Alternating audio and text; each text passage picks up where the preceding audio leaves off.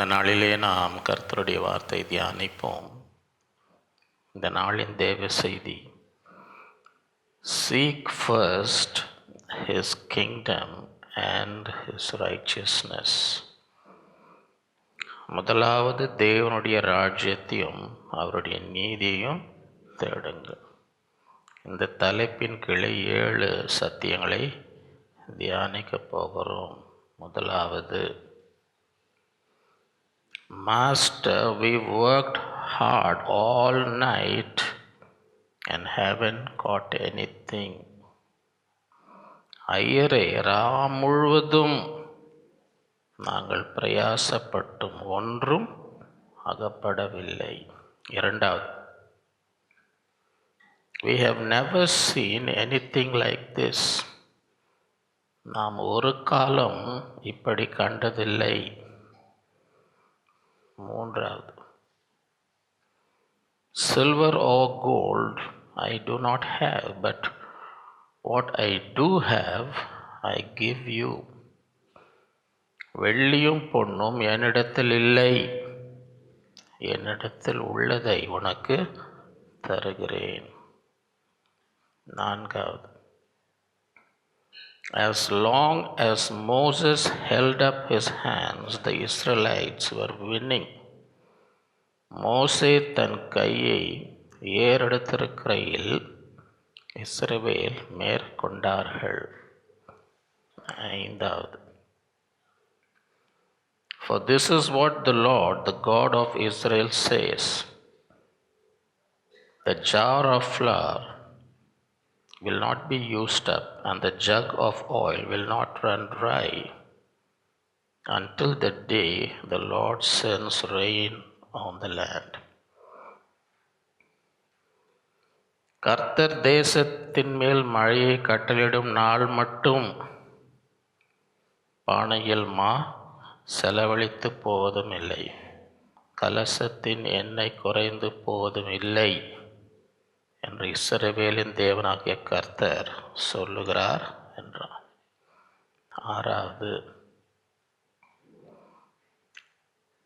she said to her mistress, if only my master would see the prophet who is in Samaria, he would cure him of his leprosy. அவள் தன் நாச்சியாரை பார்த்து, என் ஆண்டவன் சமாரியாவில் இருக்கிற தீர்க்க தரிசனிடத்தில் போவாரானால் நலமாயிருக்கும், அவர் இவருடைய குஷ்டரோகத்தை நீக்கி விடுவார் என்றார். ஏழாவது, if anyone knows the good they ought to do and doesn't do it, it is sin for them. ஒருவன் நன்மை செய்ய அறிந்தவனாய் இருந்தும் அதை செய்யாமற் போனால் அது அவனுக்கு பாவமாய் இருக்கும்.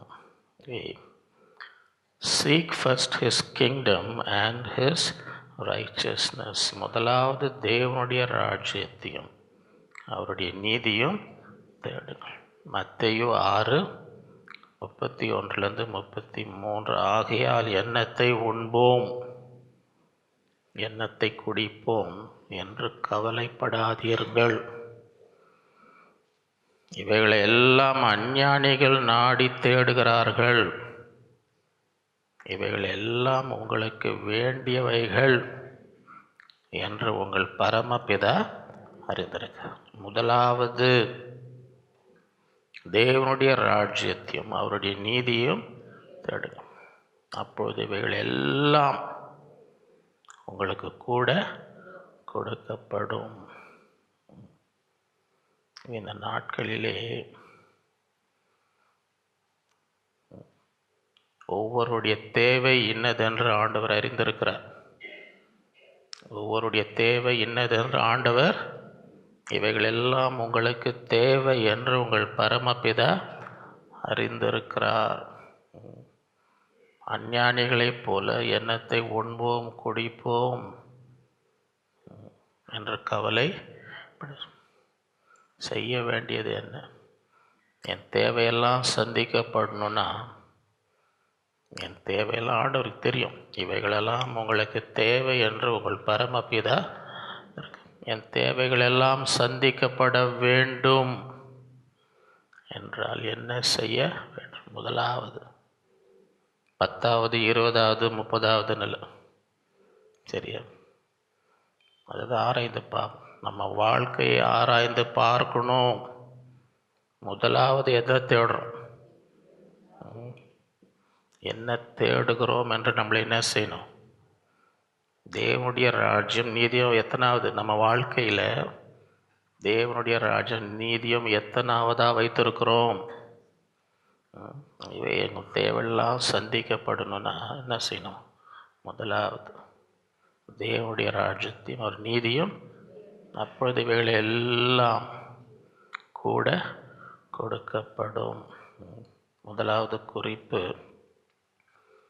Master, we worked hard all night and haven't got anything.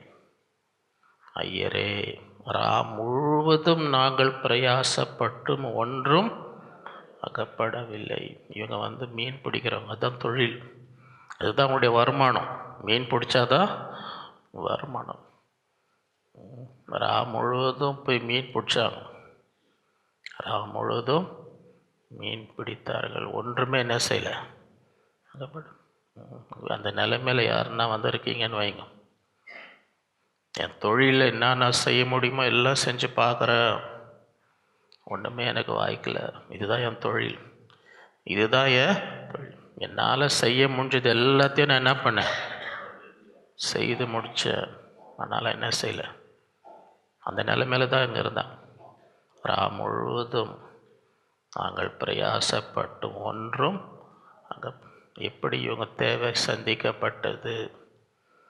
தங்களால் முடிந்த எல்லாவற்றையும் செய்து ஒன்றும் கிடைக்காதவர்களுடைய தேவை எப்படி சந்திக்கப்பட்டது? அதுதான் அந்த அதிகாரத்தில் பார்க்குறோம். லூக்கா 5:1-11. பின்பு அவர் கெனசரேத் கடல் அருகே நின்றபோது திரளான ஜனங்கள் தேவ வசனத்தை கேட்கும்படி அவரிடத்தில் நெருங்கினார்கள். அப்போது கடற்கரையிலே நின்ற 2 படகுகளை கண்டார். மீன் பிடிக்கிறவர்கள் அவைகளை விட்டு இறங்கி வலைகளை அலசி கொண்டிருந்தார்கள். அப்பொழுது அந்த படகுகள் ஒன்றில் ஏறினார். அது சீமோனுடையதாய் இருந்தது. அதை கரையிலிருந்து சற்றே தள்ளும்படி அவனை கேட்டு அந்த படவில் உட்கார்ந்து ஜனங்களுக்கு போதகம் பண்ணினார். முழுவதும் பிரயாசப்பட்டு ஒன்றும் எப்படி அவர்கள் தேவை எப்படி சந்திக்கப்பட்டது? அது ரகசியம் என்ன? அதனுடைய ரகசியம் என்ன செஞ்சாங்க? ஆண்டோடைய ஊழியத்துக்கு தன்னுடைய படகை கொடுத்தார். படகு இருந்தது பார்க்குறார் திரள் ஜனம். அந்த படகுல பேதுரு படகுல ஏறி கொஞ்சம் உள்ள தள்ளி விடுப்பார் படகத்தை. அங்கே இருந்து அந்த படகுலேருந்து உட்கார்ந்து இதையும் ஞாபகம் வச்சுக்கோங்க. ஆண்டவர் எப்பவுமே நின்றுன்னு இல்லை, எப்பவுமே நின்றுன்னு பிரசங்கம் பண்ணல. என்ன போட்டிருக்கு? உட்கார்ந்து ஜனங்களுக்கு போதகம். இவை தங்களுக்கு இருந்தது என்ன பண்ணாங்க? ஆண்டவருக்கு கொடுத்தாங்க. நாங்கள் ஊழியத்துக்கு பயன்படுத்துங்க. எங்கள் படகு என்ன செய்யுங்க? ஊழியத்துக்கு இல்லை கொடுக்க மாட்டேன்னு சொல்லியிருந்தாங்கன்னு வைங்க. நாங்களே முழுதும் ஒன்றும் கிடைக்கும், நாங்களே வயிற்றுச்சலில் இருக்கிறோம், நாங்களே வயிற்றுச்சலில் போயிட்டு வாங்க, படகுலாம் தரமாட்டேன்னு சொல்லியிருந்தாங்கன்னு வைங்க. அவங்களுக்கு அற்புதம் நடந்திருக்காது.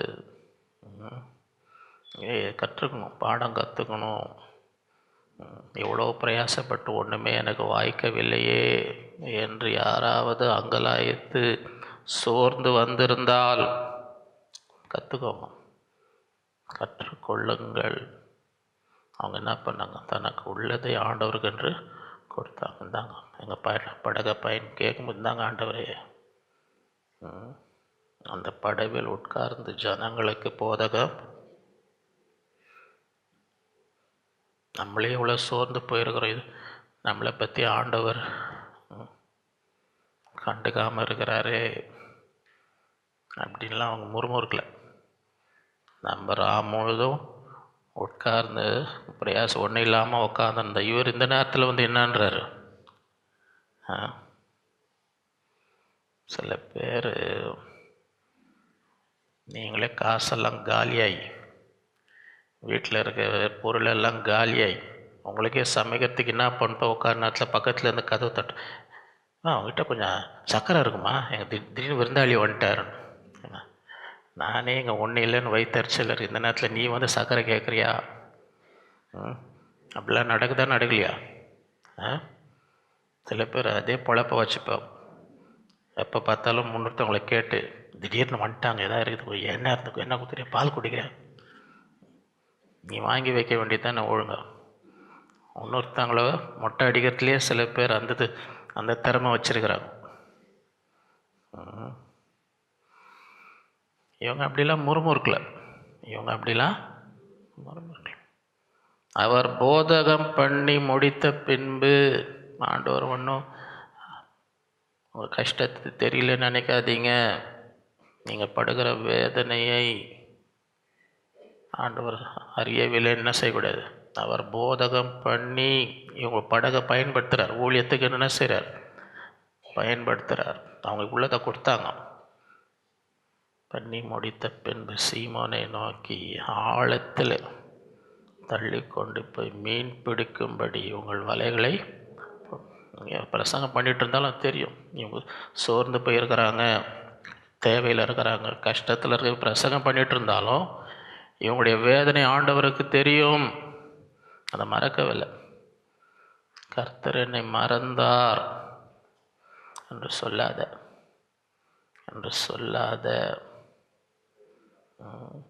தாய் தன் பிள்ளையை மறந்தாலும் நான் உன்னை மறப்பதில்லை. விசுவாசி. அவர் போதகம் பண்ணி முடித்து சீமோனை பார்த்து, ஆழத்தில் ஒரு படகு மீன். அதற்கு சீமோன், ஐயரே, முழுவதும் நாங்கள் பிரயாசப்பட்டும் ஒன்றும் ஆகிலும் உம்முடைய வார்த்தையின்படி வலையை போடுங்கள். அந்தபடியே அவர்கள் செய்து தங்கள் வலை கிழிந்து போகத்தக்கதாக மிகுதியான மீன்களை பிடித்தார். அப்பொழுது மற்ற படவில் இருந்த கூட்டாளிகள் வந்து தங்களுக்கு உதவி செய்யும்படி சைகை காட்டினார். அவர்கள் வந்து 2 படகுகளும் அவிழத்தக்கதாக நிரப்பினார்கள். ஆண்டவர் யாருக்கும் கடனாளி அல்ல. ஆண்டவர் ஒருவருக்கும் கடனாளி. அவங்கள யாரையும் மொட்டை அடிக்கிற ஆண்டவர் அல்ல. அவன் படகை பயன்படுத்தினா சும்மா இல்லை. அவன் படகை காலியாக இருந்த படகை பயன்படுத்தினா சும்மா இல்லை, சும்மா கிடையாது. யாருக்கிட்டேருந்து இன்னும் சுரண்டி எடுக்கலான்ற ஆண்டவர் கிடையாது. அவங்கக்கிட்டேருந்து என்ன புழிஞ்சு எடுக்கலான்ற ஆண்டவர். உங்களுக்கு என்ன செய்யலாம், உங்களுக்கு என்ன தசமபாகணும் காணிகளை கொண்டு வாருங்கள் என் ஆலயத்துக்கு. ஏன் உங்களை சுரண்டணுன்றதுக்காக இல்லை, உங்களை இடம் கொள்ளாமல் போகும் மட்டும் வானத்தின் பனகல்களை திறந்து உன்னை இடம் கொள்ளாமல். இதோ இவங்க அதான் இங்கே நட இடம் பத்தலை, இவங்க படகம் பத்தலை, இன்னொரு படகம் எடுத்துகிட்டு வந்து 2ம் அமிழத்தக்கதாக இடம் கொள்ளாமல் ஆசீர்வதிக்கிற தேவன். சீமோன் பேதுரு அதை கண்டு இயேசுவின் பாதத்தில் விழுந்த, ஆண்டவரே, நான் பாவியான மனுஷன், நீர் என்னை விட்டு போக வேண்டும். அவர்கள் திரளான மீன்களை பிடித்தது நிமித்தம் அவனுக்கும் அவனோடு கூட இருந்த யாவருக்கும் பிரமிப்புண்டானபடியால் அப்படி சீமோனுக்கு கூட்டாளியான செபேதேவின் குமாரன் யாக்கோபும் வந்தபடியே பிரமித்தார். அப்பொழுது இயேசு சீமோனை நோக்கி, பயப்படாதே, இது முதல் நீ மனுஷரை பிடிக்கணும் என்றார். அவர்கள் படகு கரையிலே கொண்டு போய் நிறுத்தி எல்லாவற்றையும் விட்டு அவருக்கு பின் சென்றார்கள். மனுஷனை பிடி, மனுஷனை இந்த நாட்களில் ஒவ்வொருவரும் என்ன செய்யணும்? மனுஷனை பிடிக்கணும். லென்ட் காலத்தில் 40 நாள் ஜெபத்தில் என்ன சொன்னோம்? ஒவ்வொரு சபையில் இருக்க ஒவ்வொருவரும் குறைந்தது 40 ஆத்துமாக்களுக்காக ஜெபித்து இந்த நாட்களில் அவர்களெல்லாம் பிடிக்கணும். அவர்களெல்லாம் பிடித்து ஆண்டவரிடத்தில் கொண்டு வந்து அவர்களெல்லாம் சபைக்கு என்ன செய்யணும்? கொண்டு வரணும். சபையில் இருக்க ஒவ்வொருவரும் குறைந்தது 40 மனிதர்களாக என்ன செய்யணும்? பிடிக்கணும். நான் உங்களை மனிதரை பிடிக்கிறவர்களால் மாற்றுகிறேன், அப்படி தானே போட்டிருக்கு. இது முதல் நீ மனுஷரை பிடிக்கிறவனாக இருப்பாய். இந்த நாட்களில் இதெல்லாம் நம்ம செய்ய வேண்டிய பொறுத்தனை. ஆண்டவரே, நான் இது முதல் என்ன செய்வேன்? மனிதரை சபைக்கு ஆத்மாக்களை கொண்டு வருவேன்.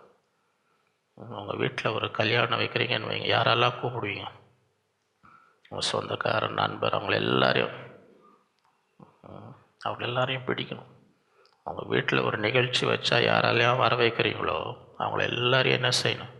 பிடிக்கணும். அந்த மனிதர்களெல்லாம் பிடிக்கணும், ஆண்டவர் இடத்துல கொண்டு வரணும், சபைக்கு கொண்டு வரணும். இது முதல் நீ மனிதர்களை பிடிக்கிறவளா இருப்பாய். இந்த நாட்களிலே நம்ம செய்ததெல்லாம் செஞ்சு பிரயாசப்பட்டு ஒன்றுமே வாய்க்கலைன்னா என்ன செய்ய?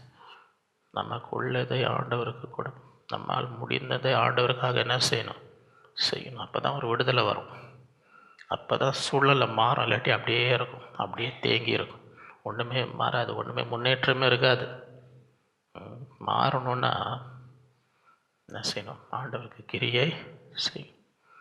இரண்டாவது, we have never seen anything like this. நாம் ஒரு காலம் இப்படி கண்டதில்லை. இப்படிப்பட்ட ஒரு அற்புதம், இப்படிப்பட்ட அதிசயம் இதுவரைக்கும் பார்க்காத அதிசயத்தை பார்க்கணும். அப்படி என்றால் என்ன செய்ய வேண்டும்? இப்படிப்பட்ட அற்புதத்தை இதுவரைக்கும் காணாத அற்புதங்களை, அதிசயங்களை காண வேண்டும் என்றால் என்ன செய்ய வேண்டும்? மார்க் 2:1 பண்ணு. சில நாட்களுக்கு பின்பு அவர் மறுபடியும் கப்பர்நோக்கு போனார். அவர் வீட்டில் இருக்கிறார் என்ற ஜனங்கள் உடனே வாசலுக்கு முன்னும் நிற்க இடம் போதாதபடிக்கு அநேகர் கூடி வந்தார்கள். அவர்களுக்கு வசனத்தை போதித்தார். அப்பொழுது 4 பேர் ஒரு திமிர்வாதக்காரனை சுமந்து கொண்டு அவரிடத்தில் வந்தார்கள்.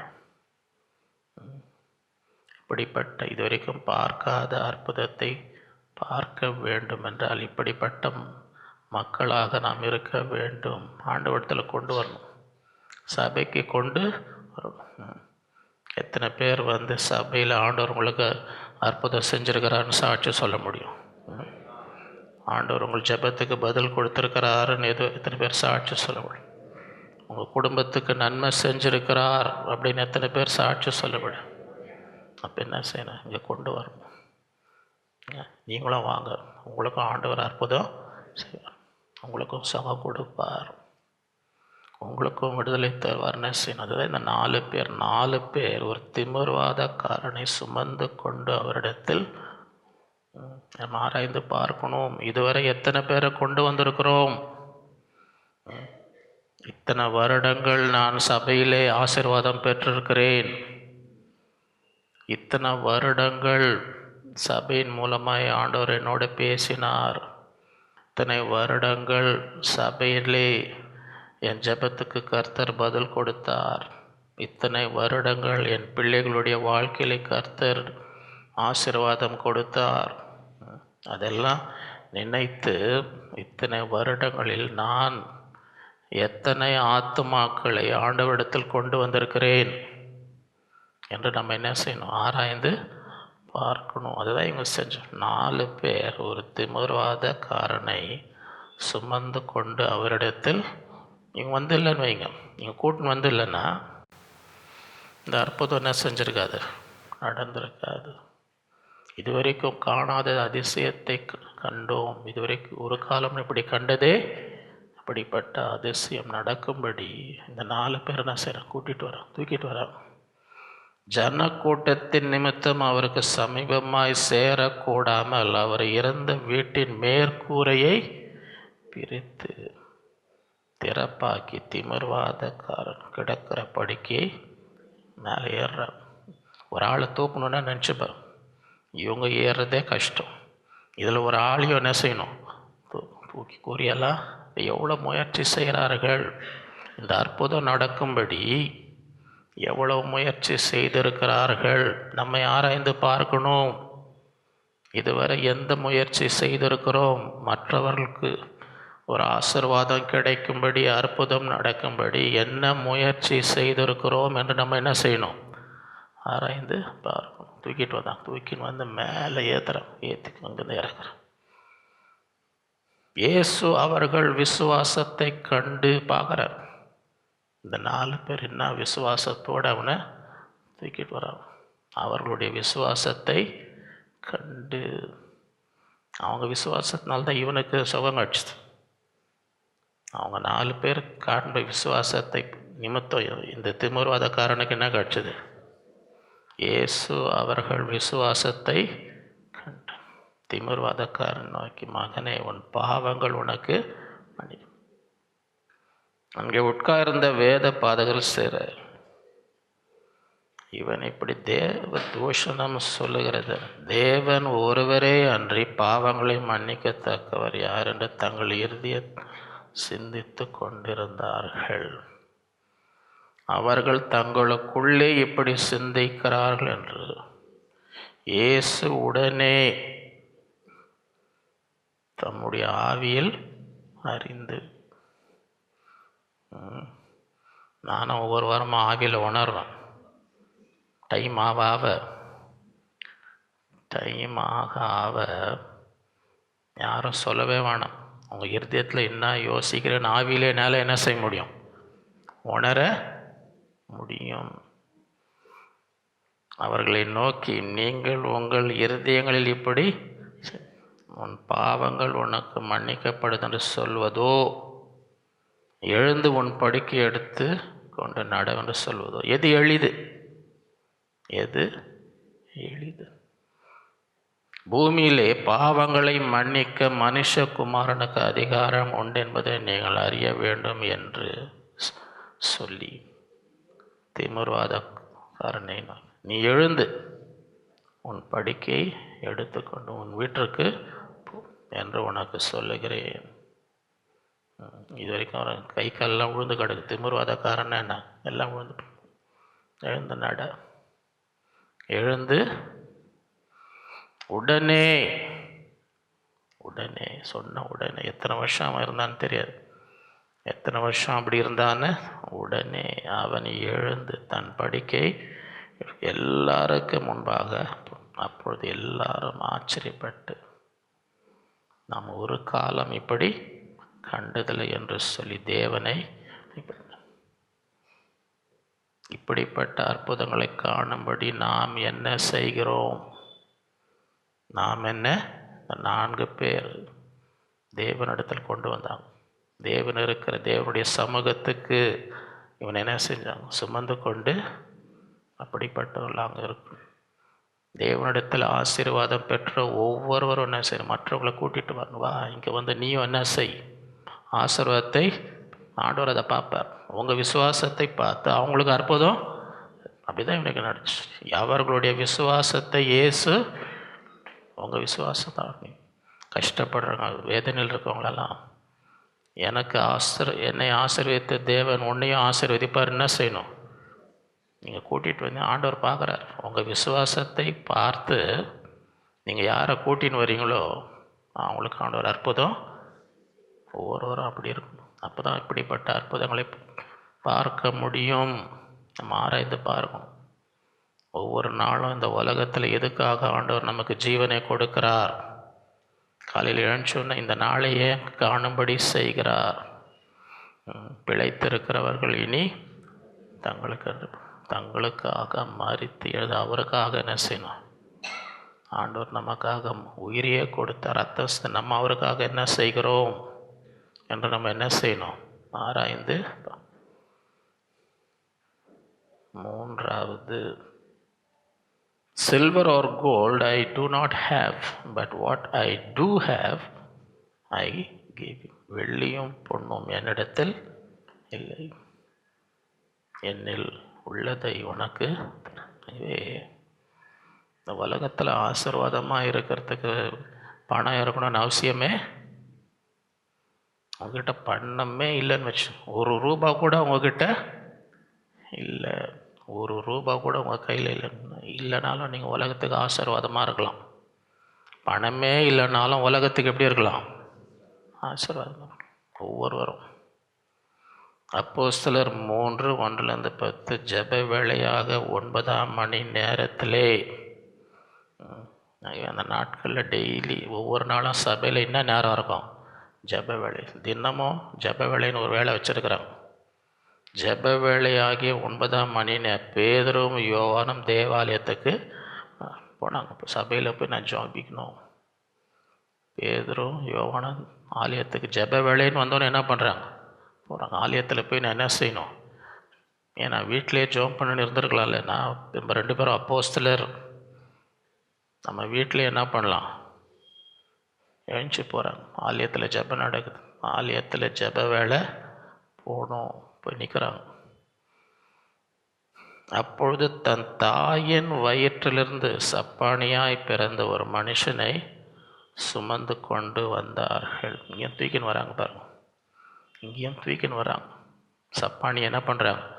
தூக்கின்னு வந்து தேவாலயத்தில் பிரவேசிக்கிற இடத்தில் பிச்சை கேட்கும்படி நாடோறும் அலங்கார வாசல் எனப்பட்ட தேவாலய வாசலண்டே உன்னை தூக்கின்னு வந்து, இப்படியாவது பிழைச்சிக்கோ, எப்படியாவது ஜனங்க கொடுப்பாங்க, ஏதாவது போடுவாங்க, அதை வச்சுக்கோ அப்படின்னு. அவன் யாரும் அவனை தூக்கின்னு வரலன்னா அவன் எப்படி வந்திருப்பான்?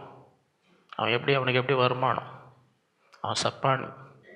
அவனுக்கு உதவி செய்ய ஆட்கள் தினந்தோறும் தூக்கின்னு வந்து கூட்டிகிட்டு வந்தாங்க. ஆலயத்துக்கு கூப்பிட்டு வராங்க. இப்படியாவது உனக்கு இந்த மாதிரி மற்றவர்களுக்கு என்ன உதவி செய்கிறோம்? ஒவ்வொரு நாளும் உதவி செஞ்சாங்க. இந்த சப்பானிக்கு ஒவ்வொரு நாளும் என்ன பண்ணாங்க?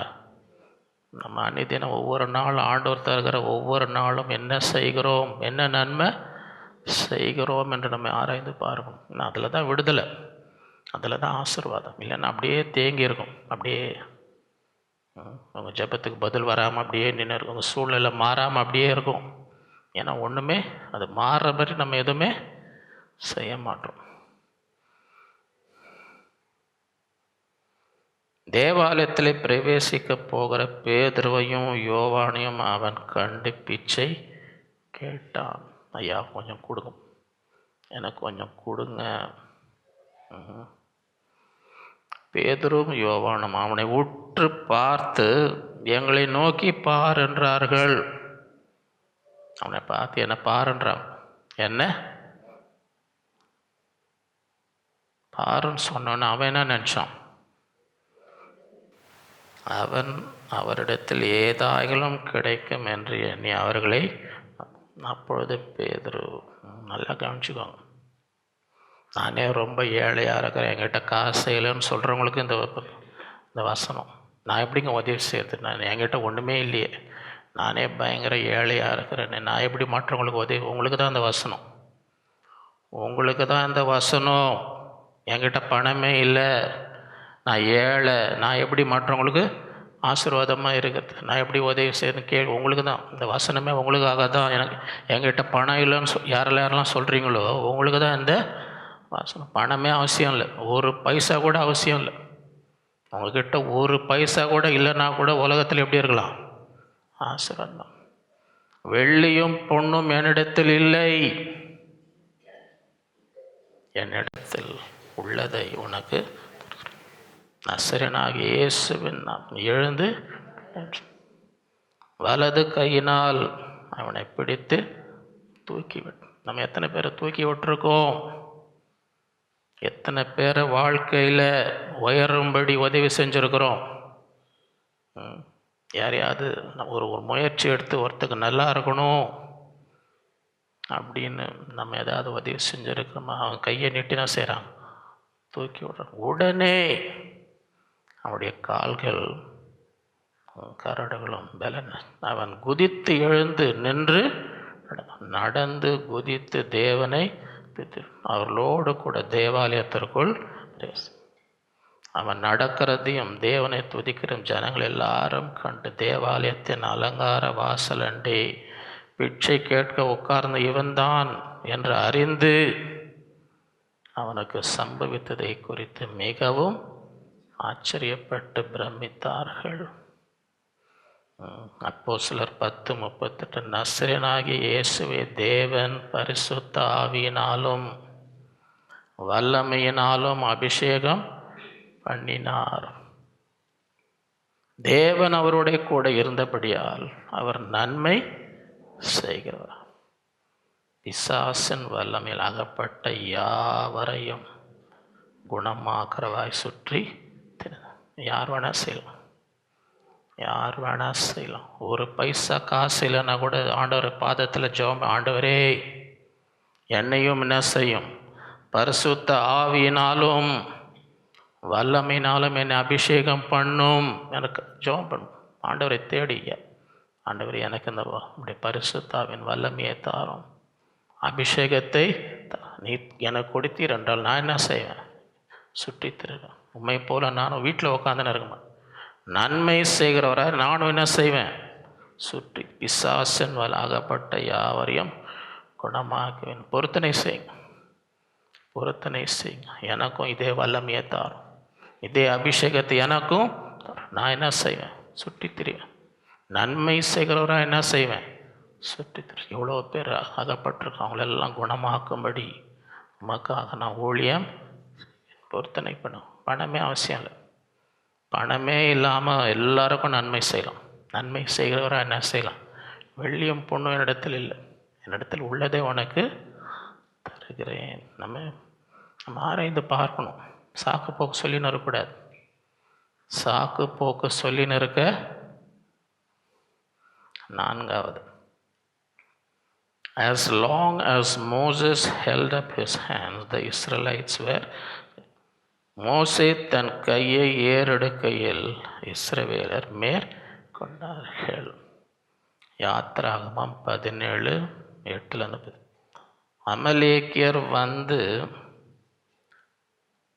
ரவீதி மேலே இஸ்ரவேலரோட யுத்தம் பண்ண. அப்பொழுது மோசே யோசுவாவை நோக்கி, நீ நமக்காக மனிதரை தெரிந்து கொண்டு புறப்பட்டு அமலேக்கோட யுத்தம் பண்ண. நாளைக்கு நான் மலை உச்சியில் தேவனுடைய கோலை என் கையில் பிடித்து கொண்டு நிற்பேன் என்றார். யோசுவா தனக்கு மோசே சொன்னபடியே செய்து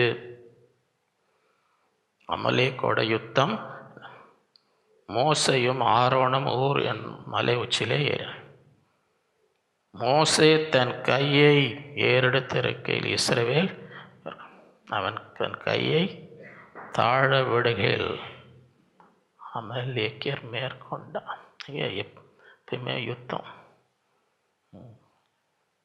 நம்ம யுத்தத்தில் இருக்கிறோம், ஒரு ஆவிக்குரிய போராட்டத்தில் இருக்கிறோம். மோசையுடைய கரம் உயர்த்தி இருக்கும்பொழுது அங்கே யுத்தத்தில் ஜெயம் கிடைக்கும். கை கீழே போச்சுன்னா சத்ரு மேற்கொள்கிறான், சத்ரு மேற்கொள்ளுகிறான். மோசேவின் கைகள் அசந்து போயிற்று. மோசேக்கு டயர்ட் ஆயிடுச்சு, பலவீனம் ஆயிடுச்சு. அப்பொழுது அவர்கள் ஒரு கல்லை கொண்டு வந்து அவன் கீழே வைத்தான், அதன் மேல் உட்கார்ந்தான். இதுக்கு மேலே அவரால் நிற்க முடியல. மோசையால் என்ன செய்ய முடியல, இருக்க முடியல, பலனில். இப்போ உட்கார வைக்கிறேன், சரி உட்காந்துக்கோங்க, உட்காந்து. உட்காந்துட்டு இருக்கும்போது ஆரோனும் ஒருவன் ஒரு பக்கத்திலும் ஒருவன் மறுபக்கத்திலும் இருந்து அவன் கைகளை தாங்கினார்கள். அது தூக்க முடியல, பலவீனாயிடுச்சு. 2 பேர் நாங்கள் நிற்கிறோம், நீங்கள் உட்காருங்க, நாங்கள் நிற்கிறோம். சின்ன பண்ணாங்க, தாங்குறாங்க. மோசே இவன் கரத் இவ்விதமாய் அவன் கைகள் சூரியன் அஸ்தமிக்கும் வரைக்கும் ஒரே நிலையாக இருந்தது. யோசுவா அமலேக்கியும் அவன் ஜனங்களையும் பட்டயத்தறிக்கினாலே முறியடித்தான். இவே தாங்க வேண்டும். இதெல்லாம் நம்ம செய்யக்கூடிய ஊழியங்கள். ஆண்டுடைய தாசர்கள் பலவீனமாகும்போது அவங்க சரீரம், அவருடைய கரங்கள் உயர்த்தக்கூடாத அளவுக்கு பலவீனம் உட்கார்ந்துருக்கும். என்ன செய்யணும்? இப்போ 2 பேரும் வந்து நாங்கள் தாங்குகிறோம். ஜெபத்தில் தாங்கணும், ஜெபத்தில் தாங்கணும். உதவி செய்யணும். என்னென்ன உதவி சொல்லுங்கள், நாங்கள் செய்கிறோம். நான் கூடியே இருந்து என்ன செய்கிறோம்? எல்லா உதவியும் தான் செஞ்சாங்க. அதனால தான் வெற்றி இல்லை. கீழே விட்டுட்டாங்கன்னு வைங்க, சத்ரு மேற்கொண்டு இருப்பான். சத்ரு எல்லாருக்கும் தோல்வினா எல்லாருக்கும் தான் பாதிக்கப்படும். அப்போஸ்தலர் 12:1-14. அக்காலத்தில் ஏரோது ராஜா சபையிலே சிலரை துன்பப்படுத்த தொடங்கி யோவானுடைய சகோதரன் யாக்கோபை பட்டயத்தினாலே கொலை செய்தான்.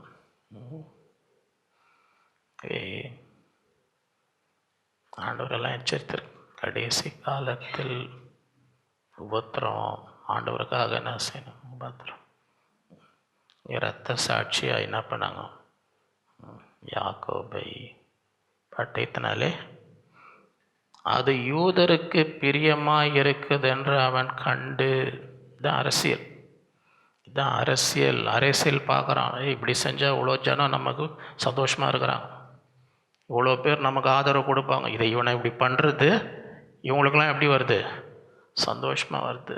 கிறிஸ்தவர்கள் இப்படி பண்ணால் இவங்களும் இவ்வளோ பேர் நமக்கு இவ்வளோ பேர் சந்தோஷம், அதை பார்த்து சந்தோஷப்படுற ஒரு கூட்டம் இருக்குது. இன்னொருத்தனையும் பிடி, நமக்கு இவ்வளோ ஆதரவு கிடைக்குது பார். இந்த கிறிஸ்தவனை இப்படி பண்ணால் இதை பார்த்து சந்தோஷப்பட்டால் அவங்களாம் நமக்கு எப்படி இருப்பாங்க? இதுதான் அரசியல், இதுதான். அது யூதர்களுக்கு பிரியமாக இருக்குதுன்ற அவன் கண்டு பேதுருவையும் பிடிக்க தொடர்ந்தான். அப்பொழுது புளிப்பில்லாத அப்ப பண்டிகை அவனை பிடித்து சிறைச்சாலையிலே வைத்து பஸ்கா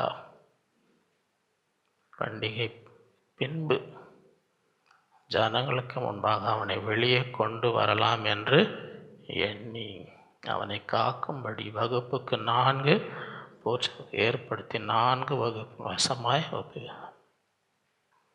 அப்படியே பேதுரு சிறைச்சாலை காக்கப்பட்டு இருக்கையில் என்ன நடந்துச்சு? யாக்கோபுக்கு நடந்தது ஏன் பேதுருக்கு நடக்கலை? யாக்கோபுக்கு நடந்தது ஏன் பேதுருக்கு? என்ன வித்தியாசம்? யாக்கோபுக்கு நடந்ததுக்கும் பேதுருக்கு நடந்ததுக்கும் என்ன வித்தியாசம்? அப்படியே பேதுரு சிறைச்சாலையிலே காக்கப்பட்டு இருக்கையில் என்ன நடந்துச்சு?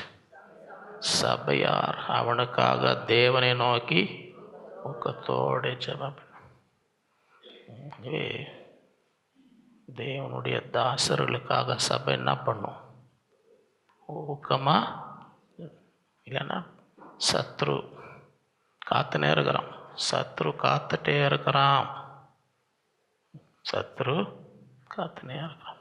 ஆகவே ஏரோது அவனை வெளியே கொண்டு வரும்படி குறித்திருந்த நாளுக்கு முந்தின நாள் ராத்திரியில் பேதுரு 2 சங்கிலினாலே கட்டப்பட்ட 2 சேவகர் நடுவிலே நித்திரை பண்ணி கொண்டு இருந்தான். காவற்காரரும் கதவுக்கு முன்னிருந்து சிறைச்சாலையை காத்து கொண்டு இருந்தார்கள். சில பேருக்கு ராத்திரி தூக்கம் வரமாட்டேன்றாங்க, சில பேருக்கு ராத்திரியில் என்ன வரமாட்டேன்தான். நாளைக்கு தலையை வெட்ட போகிறாங்கன்னா தூக்கம் வருமா? தலை போகிற காரியம் நாளைக்கு காத்துன்னு இருந்துச்சுன்னா இன்றைக்கி ராத்திரி தூக்கம் வருமா? பேதுருக்கு வந்துச்சு. பேதுருக்கு, ஏன்னா அவங்க எல்லாம் ஒன்றுக்கும் கவலைப்படாமல் எல்லாவற்றை குறித்து விண்ணப்பத்தோடு வேண்டுதலோடு ஸ்தோத்திரத்தோடு என்ன செய்யுங்க, தேவனுக்கு. அப்போ என்ன நடக்கும்? எல்லா புத்திக்கு மேலான தேவ சிந்தையிலும் இறுதியும் கிறிஸ்து இயேசுக்குள். ராத்திரி நல்லா தூங்குறார். அவருக்கு நாளைக்கு என்ன, அதை குறித்த கவலையே. அப்பொழுது கர்த்தருடைய தூதன் அங்கே வந்து நின்றான். சபையார் ஜெபம் பண்ணா, பரலோகத்திலேருந்து பதில் வருதா வரலையா? பண்ணா வரும். அங்கேருந்து தூதனை அனுப்புகிறான். சபையிலேருந்து ஊக்கமாக ஜெபம் போன தூதனை போன்றார், போங்க போ. சபையில் ஜெபம் பண்ணுற சும்மா நினைக்காதீங்க. சபையில் ஏறெடுக்கிற ஊக்கமான ஜெபம் விருதா என்று என்ன செய்யாதீங்க, நினைக்காதீங்க. ஏன்னா அதெல்லாம் போது ஆண்டுடைய சமூகம். இந்த ஆலயத்தில் ஏறெடுக்கப்படுகிற ஜெபத்துக்கு என் கண்கள் நோக்கமாக இருக்கும், என் செவி திறந்திருக்கும், என் இருதயம் அங்கே இருக்கும். அறையிலே வெளிச்சம் பிரகாசித்து அவன் பேதுருவை விழாவிலே தட்டி சீக்கிரமாக எழுந்துரு என்று அவனை எழுப்பினான். அவனுடைய சங்கிலிகள் அவன் கையிலிருந்து. தூதன் அவனை நோக்கி, ஐயா உன்ன மயக்கத்தில் இருக்கிறார், ஐயா உன்ன எதில் இருக்கிறார், உன் அறையை கட்டி உன் பாதரட்சைகளை தொடுத்துக்கொள்ளும்.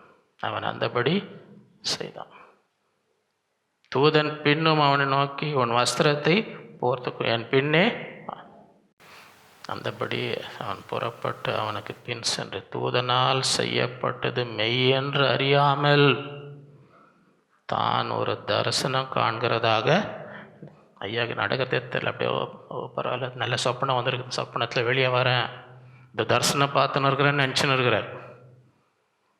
அவர்கள் முதலாம் காவலையும் இரண்டாம் காவலையும் கடந்து நகரத்துக்கு போக இருக்கையிலே அது தானாய் அவர்களுக்கு தரும். அதன் வழியாக அவர்கள் புறப்பட்டு ஒரு வீதி நெடுங்க போனார். உடனே தூதன் அவனை விட்டு. பேதுருவுக்கு தெளிவு வந்தபோது, அது வரைக்கும் தெளிவு வரல, ரோட்டில் வரைக்கும் வர வரைக்கும் அவருக்கு என்ன வரல, ஏதோ சொப்னம் ஏதோ பார்க்குறோம். ஏரோது கைக்கும் யூத ஜனங்களின் எண்ணங்களும் என்னை விடுவித்து இருக்கு கர்த்தர் தம்முடைய தூதனை அனுப்பினார் என்று நான் இப்பொழுது மெய்யாய். எல்லாம் காத்துனுந்தாங்க, யூத ஜனங்களாம் காத்துனுந்தாங்க, இது எப்போ இவனை எப்போ வெட்டலாம். அதிலிருந்து தேவன் என்ன செஞ்சார், தூதனை அனுப்பி அவன் இப்படி நிச்சயத்து கொண்டு மார்க் என்னும் பேருண்டு யோவானுடைய தாயாக மரியாள் வீட்டுக்கு வாங்கி அநேகர் கூடி என்ன பண்ணிட்டு இருந்தாங்க. அதனால்தான் பதில், அதனால்தான் விடுதலை வந்துச்சு. இல்லாட்டி அதே யாக்கோபுக்கு நடத்தது தான் பேதுருக்கும். இங்கே ஜனங்க ஜெபம் பண்ணின்னு இருக்கிறான். அநேகர் கூடி ஜெபம் பண்ணி கொண்டிருந்தார்கள். ஜெப வேலைன்னா எல்லாரும் வரணும், அநேகர் இருக்கணும். ஜெப கூட்டம் சபையில் ஜெபம் நடக்குதுன்னா என்ன இருக்கணும், ஒரு சிலர் இருக்கணுமா, அநேகர் இருக்கணுமா, எல்லாரும் ஜெபிக்கணும். பேதுரு வாசற்களை தட்டின போது ரோதா என்னும் பேருக்கு ஒரு பெண் ஒற்று கேட்க வந்தாள். அவள் பேதுருவின் சத்தத்தை அறிந்து சந்தோஷத்தினால் கதவை தராமல். இந்த வரும், நீங்கள் மழையில் நின்று இருக்கீங்கன்னு வைங்க, கதவை திறக்காமல் வந்துட்டார். உள்ளேயோடி பேதுரு வாசலுக்கு நிற்கிறான். அவர்கள் நீள் பிதற்றுகிறாய் என்றாள். அவளோ அவர்தான் என்று உறுதியாய். அப்போது அவர்கள் அவருடைய தூதனாய் இருக்கலாம். பேதுரு பின்னும் தட்டி கொண்டிருந்தான். அவர்கள் திறந்தபோது அவனை கண்டு அவர்கள் பேசாமல் இருக்கும்படி இவன் கையாமல் கர்த்தர் தனக்கு காவலிருந்து விடுதலையாக விதத்தை அவர்களுக்கு விவரித்து இந்த செய்தியை யாக்கோபே சௌகர அறிவிங்கள் என்று சொல்லி புறப்பட்டு வேறு இடத்துக்கு தாங்கணும். மோசை எப்படி தாங்கினாங்களோ பேதுருக்காக எப்படி ஜெபித்தார் அப்படின்னா செய்யணும். மத்தேயு 26:31 ஆண்டவர் சிலுவைக்கு போகிறதுக்கு முன்னாடி சொல்கிறார் சீஷரை பார்த்து. அப்பொழுது இயேசு அவர்களை நோக்கி, மெய்ப்பனை வெட்டுவேன், மந்தைய நாடுகள் சிதறடிக்கப்படும் என்று எழுதியிருக்கிறபடி இந்த ராத்திரியிலே நீங்கள் எல்லாரும் என் நிமித்தம் இடரல் அடைவீர்கள். ஆடை ஒவ்வொருத்தராக சிதறடிக்கணும்னு அவசியம் இல்லை. ஒரு மெய்ப்பனை வெட்டினாலும் ஆடு என்ன ஆகிடும்? நான் எழுதியிருக்கு. அதனால்தான் பிசாசு குறி வைப்பான். அதனால்தான் பிசாசு இது ஒரு ஆளை வெட்டினா அந்த ஆடை என்ன செய்ய முடியும்? சிதறடிக்க முடியும். இந்த நாட்களில் இதெல்லாம் ஊழியம். தேவனுடைய தாசர்களை தாங்குவது, உதவி செய்வது, அவளுக்காக ஊக்கமாக ஜெபிப்பதெல்லாம் ஊழியம். அதெல்லாம் செய்யக்கூடிய ஊழியம். 5வது, for this is what the Lord, the God of Israel says, the jar of flour will not be used up and the jug of oil will not run dry until the day the Lord sends rain on the land. கர்த்தர் தேசத்தின் மேல் மழையை கட்டளையிடும் நாள் மட்டும் பானையில் மாய் செலவழிந்து போதும், கலசத்தின் எண்ணெய் குறைந்து போதும் என்று இஸ்ரவேலின் தேவனை கர்த்தர் சொல்லுகிறார் என்ன. 1 ராஜாக்கள் 17:7. தேசத்தில் மழை பெய்யாதபடினால் சில நாட்களுக்கு பின்பு அந்த ஆறு வற்றி போயிற்று. அப்பொழுது கர்த்தருடைய வார்த்தை அவனுக்கு உண்டாயிற்று. அவர், நீ எழுந்து சீதோனுக்கு அடுத்த சாரிபாத் ஊருக்கு போய் அங்கே தங்கியிரு, உன்னை பராமரிக்கும்படி அங்கே இருக்கிற ஒரு விதவைக்கு கட்டளையிட்டு. அந்தபடி அவன் எழுந்து சாரிபாத்துக்கு போனான். அந்த பட்டணத்தில் ஒளிமுக வாசல் அங்கே ஒரு விதவை விறகு பொறுக்கி கொண்டான். நான் அவளை பார்த்து கூப்பிட்டு, நான் குடிக்கிறதுக்கு கொஞ்சம் தண்ணீர் ஒரு பாத்திரத்தில் எனக்கு கொண்டு வா என்றான். இங்கே மழை பெய்யாததுனால ஆறு வற்றி போச்சு. ஆறு வற்றி போச்சுன்னா தண்ணி பஞ்சம் இருக்குமா இருக்காதா? தண்ணி பஞ்சம் இருக்குமா இருக்காதா? அந்த காலத்தில்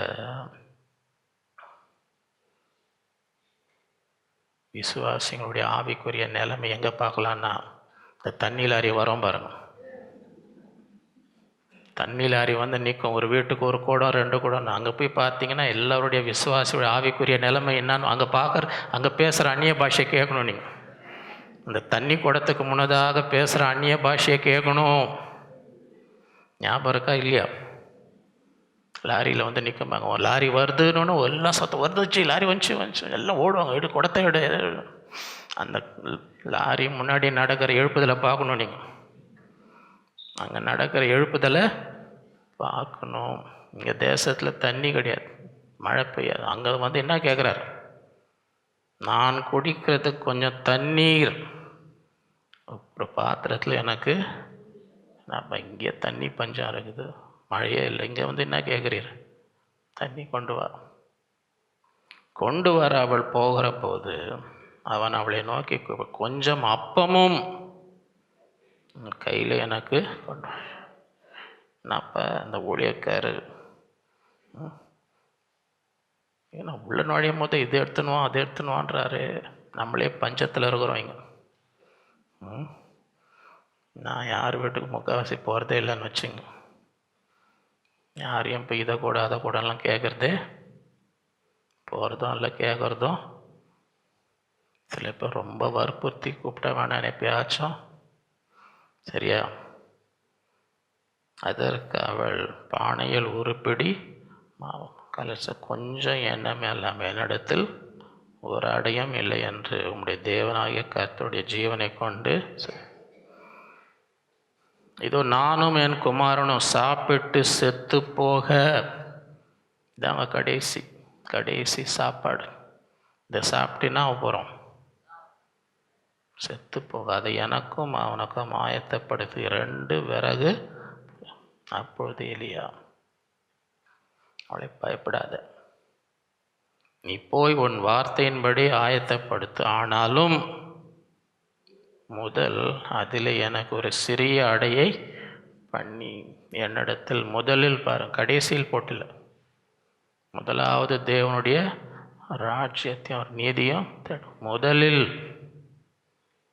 முதல் அதில் எனக்கு ஒரு சிறிய அடை என்னிடத்தில் கொண்டு வா, பின்பு உனக்கும் உன் குமாரனுக்கும் பண்ணலாம். நம்ம வாழ்க்கையில் ஆண்டவர் எந்த இடத்துல இருக்கிறார்? நம்ம வாழ்க்கையில் நம்ம குடும்பத்தில் தேவன் எந்த இடத்துல இருக்கிறார்? அவசரம் முதல்ல எனக்கு பண்ண, அப்புறம் உனக்கும் உன் குமாரனுக்கும் செய். ஏன் ஆண்டவர் என்ன உங்ககிட்ட என்ன கரைக்கலான்னு பார்க்குறாரா? இருக்கிறதெல்லாம் எடுக்கலாம், கடைசி சாப்பாடு கூட வாங்கலான்னு பார்க்குறாரா? ஏன் கேட்குறார்? ஏன் செய்யன்னு சொல்கிறார்? கர்த்தர் தேசத்தின் மேல் மழையை கட்டளிடும் நாள் மட்டும் பானையில் செலந்து போவதுமில்லை, கலசத்தின் எண்ணெய் குறைந்து போவதுமில்லை என்று இஸ்ரவேலின் தேவனாய் கர்த்தர் சொல்லுகிறார். ஆண்டவர் யாருக்கும் கடனாளி அல்ல. ஆண்டவர் யாருக்கும் ஒரு சின்ன அடை, இன்னும் பெரிய அடை, சின்ன அடை, கலசத்தில் குடிக்க தண்ணி, அவ்வளோதான், அது போதும் அவருக்கு. அதுக்கும் தன் பலனை அடையாமல் அவள் போய் எலியாவின் சொற்படி அவளும் இவனும் அவள் வீட்டாரும் அநேக நாள் சாப்பிட்டார்கள். பஞ்சத்திலும் ஆண்டவரால் உயிரோடு வைக்க முடியும். பஞ்சத்திலும் ஆண்டவர் தம் பிள்ளைகளை உயிரோடு என்ன செய்ய முடியும்? கர்த்தர் எலியாவை கொண்டு சொன்ன வார்த்தையின்படி பானையில் செலவழித்து போகவும் இல்லை, கலசல் எண்ணெய் குறைந்து போவதும் இல்லை. எபிரேயர் 6:10 ஏனென்றால் உங்கள் கிரியையும் எங்கள் பரிசுத்த வான்களுக்கு ஊழியம் செய்ததினாலும் செய்து வருகிறதினாலும் தமது நாமத்திற்காக காண்பித்த அன்புள்ள பிரயாசம் மறந்து விடுவதற்கு தேவன் அநீதி உள்ள தேவன் அல்ல. ஆராய்ந்து பார்க்கணும். பரிசுத்த வான்களுக்கு அன்புள்ள பிரயாசம் செய்திருக்கிறோமா? என்ன செஞ்சுருக்கிறோம்? இத்தனை வருஷம் உலகத்தில் வாழ்ந்திருக்கிறோமே, ஆண்டுடைய பரிசுத்த வான்களுக்கு அன்போடு அழுது வஞ்ச பிரயாசம் போட்டில்லை, முறுமுறுக்கிற பிரயாசம் இல்லை. என்ன பிரயாசமா? அன்புள்ள பிரயாசம். நீங்கள் பரிசுத்த வான்களுக்கு ஊழியம் செய்து தமது நாமத்திற்கு காண்பித்த அன்புள்ள பிரயாசத்தை மறந்து விடுவதற்கு தேவன் இந்த நாட்களில் என்ன செய்கிறோம்? ஆண்டவரிடத்தில் இவ்வளோ நன்மை பெற்றிருக்கிறோம், இன்னும் இவ்வளோ நன்மை எனக்கு வேண்டும், இவ்வளோ ஜப குறிப்பு வைத்திருக்கிறேன், இருக்கிற நிலைமையில் என்ன செய்திருக்கிறோம்? ஆண்டவருக்கு என்ன செய்து, அவருடைய பரிசுத்த வான்களுக்கு என்ன அன்புள்ள பிரயாசத்தை செய்திருக்கிறோம்? நம்மால் முடிந்த உதவிகளை செய்தோமா? ஆராய்ந்து பார். ஏன்னா அதுவே தடையாக இருக்கும், ஒன்றுமே செய்யாமல் இருந்தால் அதுவே தடையாக இருக்கும். 6வது, she said to her mistress, if only my master would see the prophet who is in Samaria, he would cure him of his leper. அவள் தன் நாச்சியாரை பார்த்து, என் ஆண்டவன் சமாரியாவில் இருக்க தீர்க்க தரிசனிடத்தில் போவாரானால் நலமாயிரு, அவர் இவருடைய குஷ்டரோகத்தை நீக்கிடுவார். 2 ராஜாக்கள் 5:1-14. சீரிய ராஜாவின் படைத்தலைவனாகிய நாகமான் என்பவன் தன் ஆண்டவனிடத்தில் பெரிய மனுஷனும் எண்ணிக்கை உள்ளவனுமாய், அவனை கொண்டு கர்த்தர் சீரியாவுக்கு ரட்சிப்பை கட்டளையிட்டு மகா பராக்கிரமசாலியாக அவனோ குஷ்டரோகியாய் இருந்தான். சீரியாவில் இருந்து தண்டுக்கள் புறப்பட்டு இஸ்ரவேல் தேசத்தில் ஒரு சிறிய பெண்ணை சிறை விட்டு கொண்டு வந்திருந்தார்கள். அவள் நாகமானின் மனைவிக்கு பணிவிடை செய்து கொண்டிருந்தாள். இந்த சின்ன பொண்ணு அப்படி தானே போட்டிருக்கு, சிறு பெண்ணு என்ன, சின்ன பெண், சரியா நம்மளை இப்படி பிடிச்சின்னு போய் விட்டா என்ன பண்ணின்னு இருப்போம்? நம்மளை சரியாக இப்போ ஒரு வீட்டில் வேலை செய்ய வச்சா என்ன பண்ணுவோம்? இந்த பொண்ணு சின்ன பொண்ணு தான், அது ஒன்றும் பிரசங்கம் பண்ண தெரியாது, அற்புதம் பண்ண தெரியாது, ஒன்றும் தெரியாது. ஆனால் தன்னால் முடிந்ததை செய்தாள். தன்னால் முடிந்ததை செய்தாள். அவள் தன் நாச்சாரை பார்த்து, என் ஆண்டவன் சமாரியால் இருக்கிற தீர்க்கதரிசியினிடத்தில் போவாரானால் அவர் இவருடைய குஷ்டரோகத்தை சொல்லணும். நம்மளால் அற்புதம் செய்ய முடியலன்னா அனுப்பணும். இங்கே போங்க, ஆண்டவர் அற்புதம் செய்வார், என்ன செய்யணும் சொல்லணும். யாரெல்லாம் ஆண்டவருடைய அற்புதத்தை பெற்று இருக்கிறீர்களோ எல்லாருக்கும் சொல்லுங்கள், போய் நீங்களும் பெறுங்க. உங்கள் ஜெபத்துக்கு பதில் படித்தோம் எல்லாருக்கும் சொல்லுங்கள், போங்க நீங்களும் போங்க, நீங்களும் போய் ஜெபம் பண்ணுங்க, சொல்லிக்கொண்டே இருக்கணும். அதுதான் முடிஞ்சதை செய்யணும். இந்த பெண்ணால், சிறு பெண்ணால் வேறு ஒன்றும் செய்யணும். அங்கே போனால் எங்கள் எஜமானுக்கு என்ன கிடைக்கும்? அப்பொழுது அவன் போய் இஸ்ரவேல் தேசத்து பெண் என்னென்ன பிரகாரமாய் சொல்லுகிறார் என்று தன் ஆண்டவனிடத்தில் அறிவித்தான். அப்பொழுது சீரியாவின் ராஜா, நல்லது போகலாம், இஸ்ரவேல் ராஜாவுக்கு நிருபம் தருகிறேன் என்றான். அப்படியே அவன் தன் கையிலே 10 தாலந்து வெள்ளியையும். இந்த காணிக்கை வெயிட்டாக இருக்குதா கம்மியாக இருக்குதா? போன வாரம் ஒரு தாலந்துனா எத்தனை வருஷம் சம்பளம்னு சொன்னேன்? ஒரு தாலந்து தங்கம், இது வெள்ளி. தங்கம்னா எத்தனை வருஷம் சம்பளம்? 20 வருஷம் சம்பளம். 10 தாலந்து 6000 சேக்கல் நிறைய பொன்னையும் 10 மாற்று வஸ்திரம் எடுத்துக்கொண்டு இஸ்ரவேல் ராஜாளித்த அந்த நிருபத்தை, அதில் இந்த நிருபத்தை உம்மிடத்தில் என் ஊழியக்காரனாக நாகமான் கொண்டு வரும். நீர் அவன் குஷ்டரோகத்தை நீக்கிவிட அவனை உம்மிடத்தில் அனுமதிக்கிறேன் என்று எழுதினேன். அவன் தீர்க்கதரிசிக்கிட்ட போன, இவன் யாருக்கிட்ட போகிறான்? ராஜா கிட்ட. இஸ்ரவேல் ராஜா அந்த நிருபத்தை வாசித்த போது அவன் தன் வஸ்திரங்களை கிழித்து, ஒரு மனுஷனை அவன் குஷ்டரோகத்தை நீக்கிவிட வேண்டும் என்று அவன் என்னிடத்தில் நிருபம் அனுப்பியிருக்கு. கொல்லவும் உயிர்ப்பிக்கவும் நான் தேவனா? இவன் என்னை விரோதிக்க சமயம் தேடுகிறான் என்பதை சிந்தித்து பாருங்கள் என்றான். பார், நம்மளோட யுத்தம் பண்ணுறதுக்கு ஏதாவது சாக்கு போக்கு தேடுறான். இஸ்ரவேலின் ராஜா தன் வஸ்திரங்களை கிழித்து கொண்டு செய்திய தேவனுடைய மனுஷனாக எலிசா கேட்டபோது அவன், நீர் உம்முடைய வஸ்திரங்களை கிழித்து, அவன் என்னிடத்தில் வந்து இஸ்ரவேலை தீர்க்கதரிசி உண்டு என்பதை அறிந்து கொள்மை என்று ராஜாவுக்கு என்கிட்ட அனுப்புங்க, அவனை என்கிட்ட. அப்படியே நாகமான் தன் குதிரைகளோடும் தன் ரதத்தோடும் வந்து எலியாவின் வாசப்படியிலே நின்றான். 10 தாலந்து வெள்ளியும் இருக்குது, காணிக்கை, பெரிய காணிக்கை. 6000 சேக்கல் தங்கம் வெயிட்டான காணிக்கை வச்சு ஐயா இறங்குறார். குதிரையோடும் ரதங்களோடும் வந்து நிற்கிறார். எலியாவுக்கு குடும்பம் இருந்துச்சா? எலிசாவுக்கு குடும்பம் இருந்துச்சா? மனைவி பிள்ளைங்க செலவெல்லாம் இருந்துச்சா? பிள்ளைங்களை படிக்க வைக்கணும், பிள்ளைங்களை கல்யாணம் பண்ணி வைக்கணும், அந்த செலவெல்லாம் இருந்துச்சா? ஐயா இவ்வளோ காணிக்கை எடுத்துன்னு நிற்கிறார். அப்பொழுது எலிசா அவனிடத்தில் ஆள் அனுப்பி, நீ போய் யோர்தானில் 7 தரம் ஸ்நானம் பண்ண, அப்பொழுது உன் மாம்சம் மாறி நீ சுத்தமாவாய் என்று சொல்ல ஆள் அனுப்பிச்சு போய் வேற போய் சொல்லிட்டு போப்பா, அவரை போய் 7 முறை சொன்னல.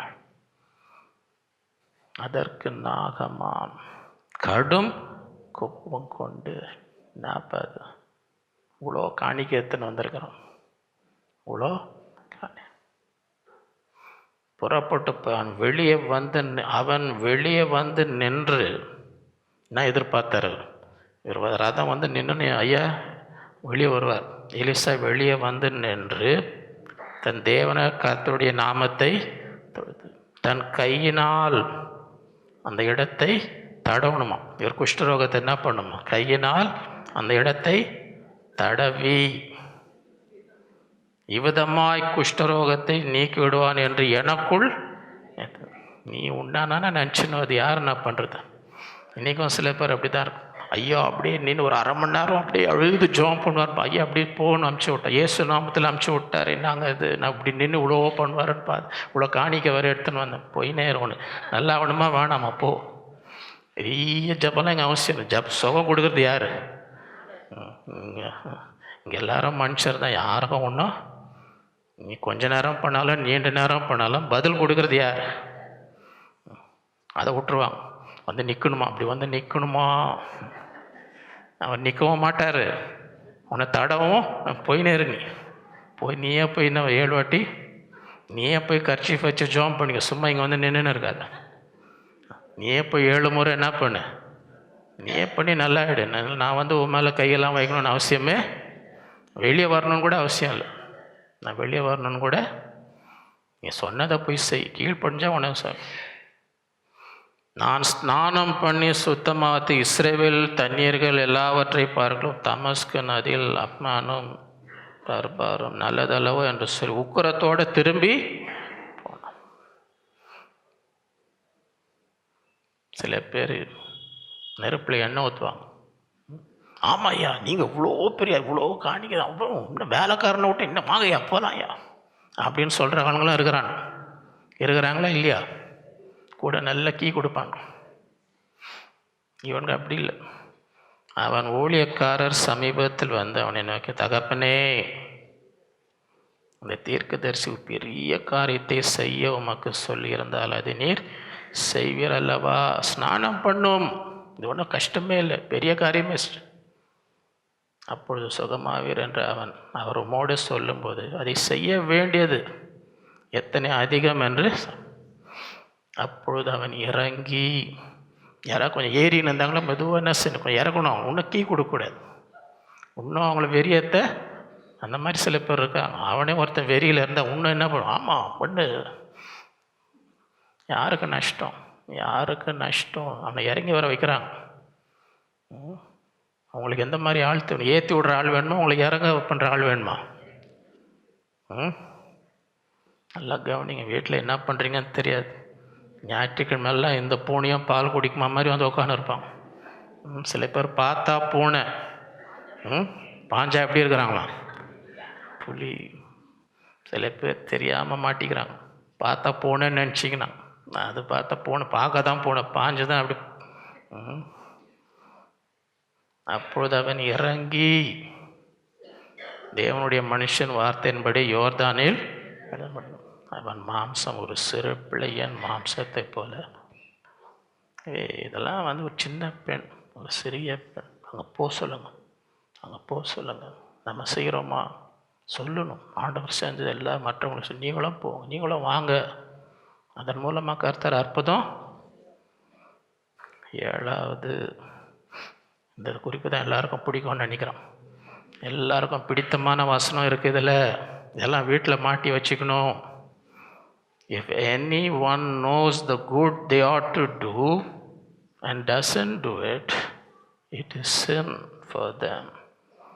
ஒருவன் நன்மை செய்ய அறிந்தவனாய் இருந்தும் அதை செய்யாமற் போனால் அது அவனுக்கு பாவமாய் இருக்கும். கொலை பண்ணாதான் பாவம் இல்லை, திருடினா தான் பாவம். நான் என்ன செய்யணும்னு தெரியும். இந்த வாசகத்தை கடந்த சில வாரங்களாக அநேக வசனங்கள், நாம் என்ன செய்ய வேண்டும் என்று அநேக வசனங்கள். குட் ஃப்ரைடேலேருந்து பார்த்தீங்கன்னா, குட் ஃப்ரைடேலேருந்து எல்லா வாரமும் நாம் என்ன ஆண்டவருக்காக நம்ம என்ன, அதெல்லாம் ஒருவன் நன்மை செய்ய அறிந்தவனாயிருந்தும் அதை செய்யாமற் போனால் அது அவனுக்கு. நீதிமொழிகள் 3:27. நன்மை செய்யும்படி உனக்கு திராணி இருக்கும்போது அதை செய்யத்தக்கது அவளுக்கு செய்யாமல் இராது. உன்னிடத்தில் பொருள் இருக்கையில் நீ போய் திரும்ப வா, நாளைக்கு தருவேன் என்று சொல்லாது. நீதிமொழிகள் 22:9. கருணை கண்ணன் ஆசீர்வதிக்கப்படுவான், அவன் தன் ஆகாரத்தில் தரித்திரவனுக்கு கொடுக்கிறான். நீதிமொழிகள் 19:17. ஏழைக்கு இறங்குறவன் கர்த்தருக்கு கடன் கொடுக்கிறான். அவன் கொடுத்ததை அவர் திரும்ப, ஆண்டவருக்கு எப்படிங்க கடன் கொடுக்கறது? ஆண்டவர் பரலோகத்தில் இருக்கிறாரு, எப்படி ஆண்டவருக்கு கடன் கொடுக்கறது? ஏழைக்கு இறங்கு. ஏழைக்கு இறங்குறவன் என்ன செய்கிறான்? கர்த்தர் அவன் கொடுத்தது அவர் என்ன செய்வார்? நீதிமொழிகள் 14:20. பிறனை அவமதிக்கிறவன் பாவம் செய்கிறான், தரித்திரனுக்கு இறங்குறவனோ பாக்கியம் அடைவான். தரித்திரனுக்கு இறங்கு, உனக்கு பாக்கியம் உண்டாகும். நீதிமொழிகள் 14:31. தரித்திரவனை ஒடுக்கிறவன் அவனை உண்டாக்கினவரை தரித்திரனுக்கு தயவு செய்கிறவனோ அவரை ஏழைக்கு தயவு செஞ்ச யாரை கனம் பண்ணுறோம்? தேவனை. நீதிமொழிகள் 28:27. தரித்திரனுக்கு கொடுப்பவன் தாழ்ச்சி அடையான். எத்தனை பேருக்கு தாழ்ச்சி அடையாமல் இருக்கணும்னு ஆசை? தன் கண்களை ஏழைக்கு விளக்கிறவனுக்கோ என்ன கிடைக்கும்? அநேக சாபங்கள் வரும். யாருக்குன்னா அநேக சாபங்கள் வரணும்னு ஆசை இருக்கா? யாருக்கு வருமா? தன் கண்களை ஏழைக்கு விளக்கிறவனுக்கோ. நான் யாருக்கும் உதவி செய்ய மாட்டேன், அவனுக்கு அநேக சாபங்கள் வரும். நீதிமொழிகள் 21:13. ஏழையின் கூக்குரலுக்கு தன் செவியை அடைத்து கொள்ளுகிறவன் தானும் சத்தமிட்டு கூப்பிடும்போது கேட்கப்பட மாட்டான். நீ ஒரு நாள் நீ அந்த நிலைமையில் இருப்ப. நீ ஒரு நாள் ஆபத்தில் கூப்பிடுவ, யாரும் உனக்கு என்ன செய்ய மாட்டாங்க? செவி கொடுக்க. என்ன இன்னொருத்தன் கஷ்டப்படும் போது நீ என்ன பண்ண? கேட்க கூட உனக்கு மனசு இல்லை. நீதிமொழிகள் 29:7. நீதிமான் ஏழைகளின் நியாயத்தை கவனித்தறிகிறான். ஏழைக்கு நியாயம் கிடைக்கணும், நீதிமான் அது கவனம்.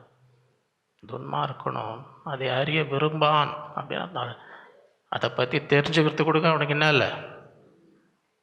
இந்த நாட்களிலே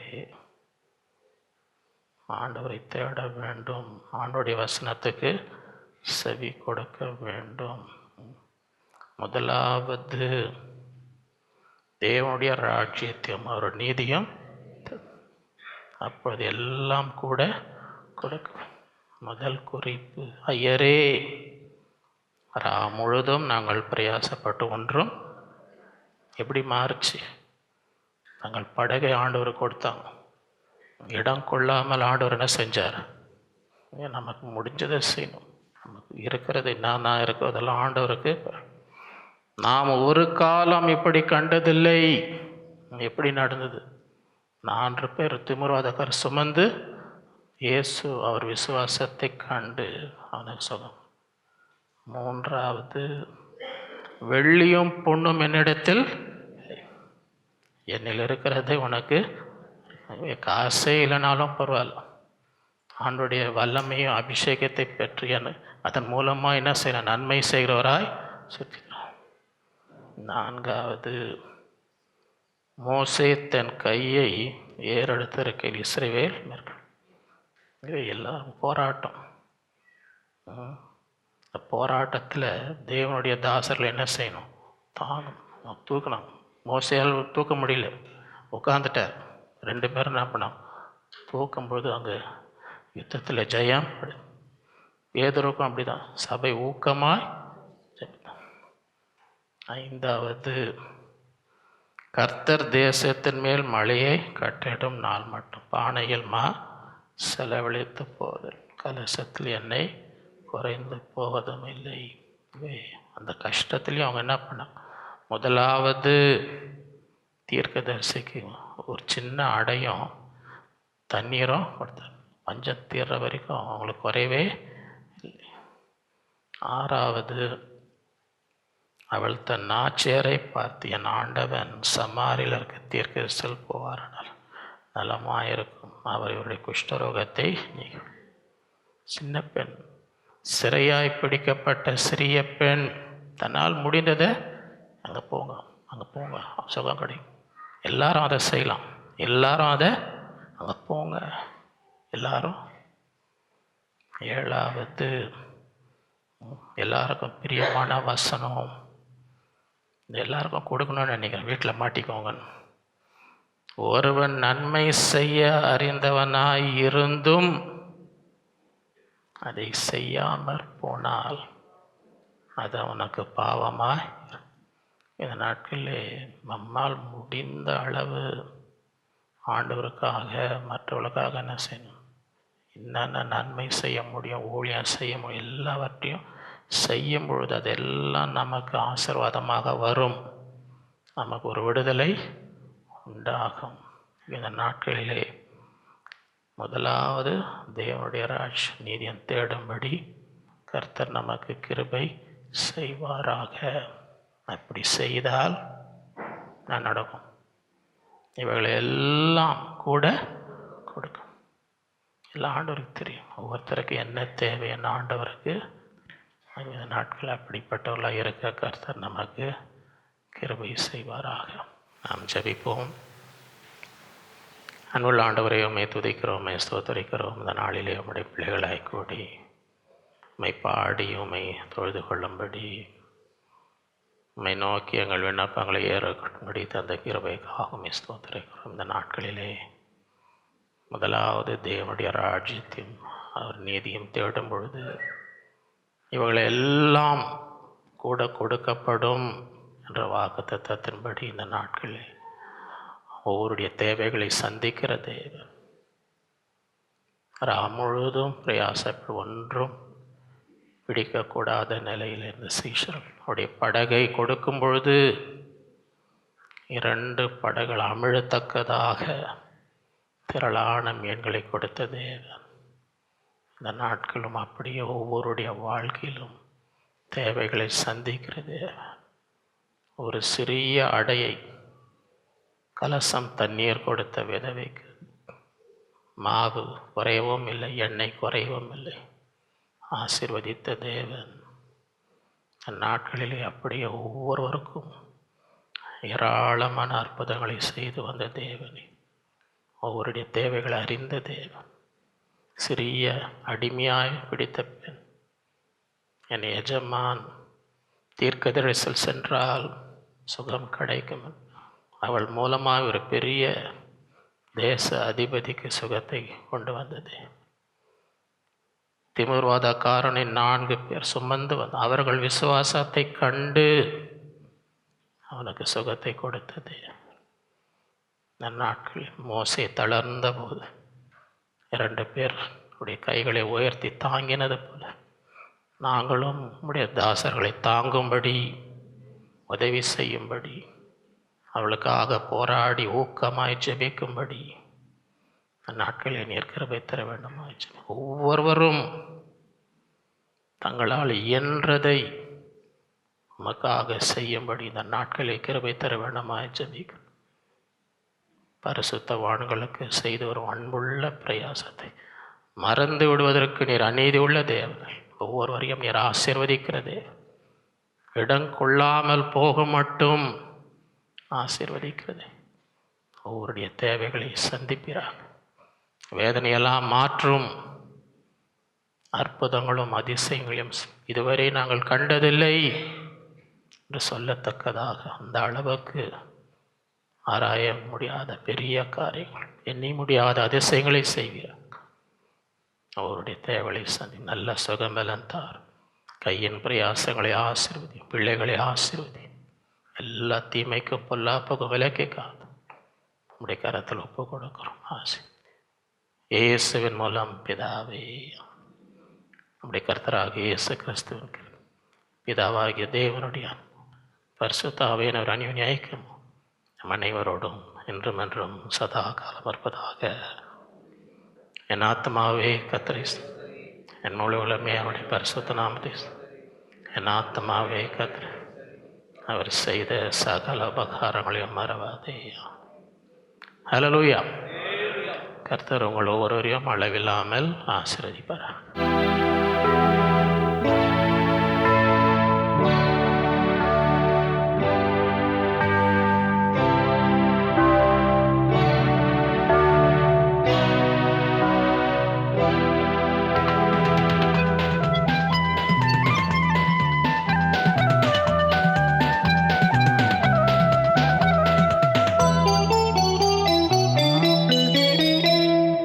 என்னையே கூப்பிடுவாய், மறுமொழி கொடுத்திடுவே. கடினமும் அறியாததும் காரியம் அறிந்திடுவாய். என்னையே கூப்பிடுவாய், மறுமொழி கொடுத்திடுவே. கடினமும் அறியாததும் காரியம் அறிந்திடுவாய்.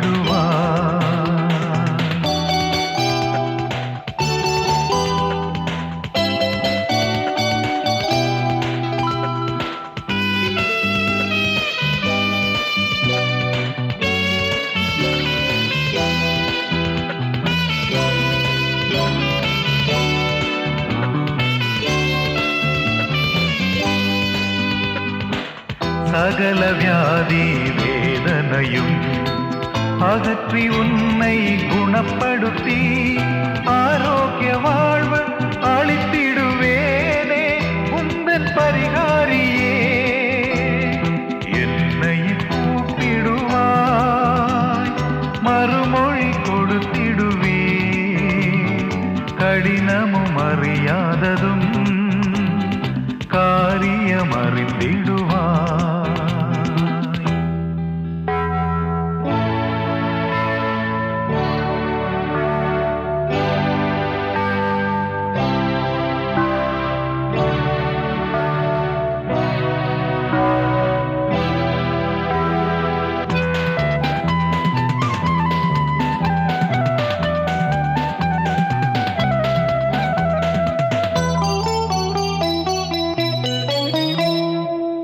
உந்தன் துக்கம் மாற்றிடுவே.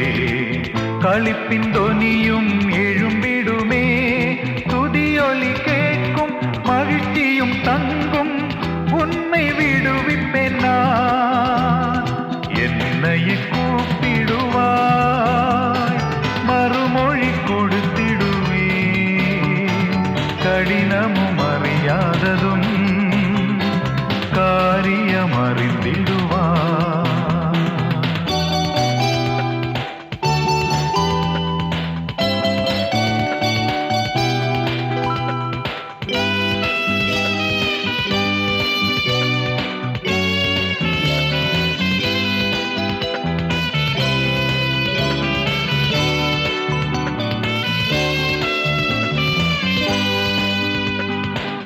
மேன்மையான வாக்கு தத்தம், அருமையான வார்த்தைகளை நிறைவேற்றும் தேவன் நானே அறிவாய். உனக்கு செவி கொடுப்பே. என்னையே கூப்பிடுவாய், மறுமொழி கொடுத்திடுவே. கடினமும் அறியாததும் காரியம் அறிந்திடுவே.